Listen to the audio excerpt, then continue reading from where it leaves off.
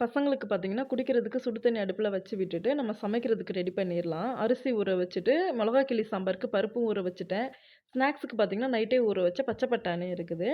அப்புறம் சைடிஸ் என்ன பண்ணலான்னு யோசிச்சுட்டு இருக்கும்போது, சரி காலிஃப்ளவர் இருந்தது, ப்ரோக்கோலி இருந்தது. 2மே தனித்தனியா கட் பண்ணி வச்சு, சுடு தண்ணி போட்டு மூடி ஓரமா எடுத்து வச்சுட்டேன். ஃபர்ஸ்ட்டு ப்ரோக்கோலி தொக்கு மாதிரி பண்ணிர்லாம். அதுக்கு கடாயில எண்ணெய் ஊத்திட்டு, கடுகு, சீரகம், சோம்பு, வெங்காயம், கொஞ்சோண்டு கருவேப்பிலை எல்லாம் சேர்த்து நல்லா வதக்கி விட்டுக்கலாம். கண்ணாடி பதம் வர அளவுக்கு வதங்கட்டும். இப்ப இதில தொக்கு மாதிரி வேணும்னா நம்ம தக்காளி சேர்த்துக்கலாம். இல்லன்னா இது கூடயே நம்ம ப்ரோக்கோலிய போட்டு அப்படியே ட்ரையாவே நம்ம ரோஸ்ட் மாரி பண்ணி எடுத்துக்கலாம். அதுவும் நல்ல டேஸ்ட்டா தான் இருக்கும்.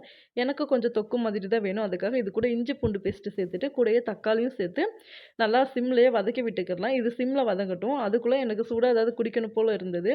நான் பார்த்தீங்கன்னா, வீட்லயே வந்துட்டு பட்டை இருக்கு இல்லையா? அத வந்துட்டு லைட்டா ரோஸ்ட் பண்ணிட்டு பொடி பண்ணி வச்சிருக்கேன்.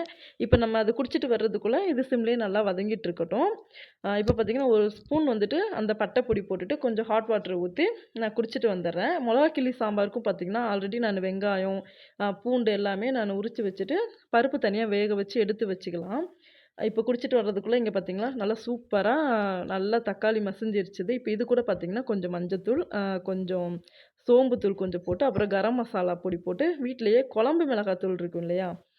நம்ம குழம்புக்கெல்லாம் யூஸ் பண்றது. அந்த மிளகாத்தூள் தான் போடணும். அத போட்டுட்டு கட் பண்ணி வச்சிருக்கிற ப்ரோக்கோலியும் போட்டு நல்லா வதக்கிக்கலாம். இது சிம்லயே வதங்கிட்டு இருக்கட்டும்.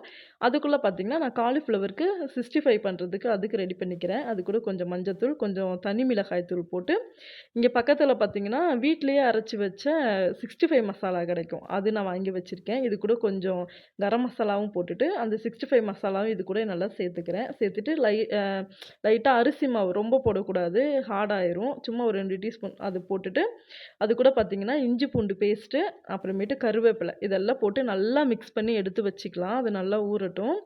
அ இந்த பக்கம் பார்த்தீங்கன்னா, தொக்கும் நல்லா சூப்பரா ரெடி ஆயிட்டுது.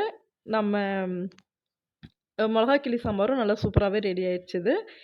பார்த்தீங்கன்னா, நல்லா சூப்பரா நல்லா இன்னுமே இது ட்ரை ஆக்கலாம். எனக்கு இந்த இது போதும் அப்படின்றதுனால எடுத்து வச்சுட்டேன். சூப்பரா மொளகா கிள்ளி சாம்பாரும் ரெடி ஆயிட்டுது. இன்னைக்கு எங்க வீட்ல லஞ்ச் இதுதான். ஆ மொளகா கிள்ளி சாம்பார், காலிஃப்ளவர் 65, ப்ரோக்கோலி தொக்கு, அப்புறமேட்டு ஸ்நாக்ஸுக்கு பார்த்தீங்கன்னா, பச்சை பட்டாணி. எல்லாம் ரெடி பண்ணி பசங்களுக்கு டிஃபன் பாக்ஸ்ல போட்டு மூடி லஞ்ச் பேக்கும் ரெடி பண்ணிட்டேன். இந்த வீடியோ உங்களுக்கு பிடிச்சிருந்தா லைக் பண்ணுங்க, சப்ஸ்கிரைப் பண்ணுங்க. நெக்ஸ்ட் வீடியோல உங்கள பார்க்குறேன். பாய்.